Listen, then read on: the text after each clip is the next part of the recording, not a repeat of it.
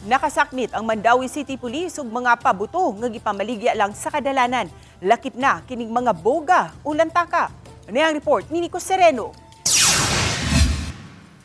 Sa subsub nga operasyon sa kapulisan sa Mandawi, ubay-ubay ang ilang nakumpiskar. Mga pabuto o firecrackers nga gipamaligya lang sa karsada. Ang syudad dugay na nga miban sa pagpamaligya ug mga pabuto o firecrackers. Matod sa Mandawi Police, tulura ang gitugutan sa dakbayan nga nahatagan og permit sa pagpamaligya apan mga fireworks kini.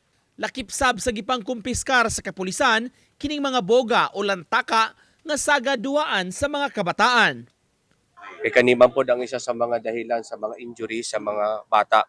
So there are about mga 12 na naamong mga nadakpan. I directed all our station commanders to continue ang pagkumpiska o pagdakop sa mga illegal. Sa pagsugat sa Pasko, usa ka firecracker injury ang natala sa Mandawi. Subsub-sab karon ang preparasyon sa mga otoridad sa selebrasyon nga himuon ugma sa gabii sa pagsugat sa New Year. Tinabangay ang katawhan diri sa Mandawi nga ang atong tumong na dapat safe but meaningful lang atong pag-celebrate sa pag-abot sa bagong tuig.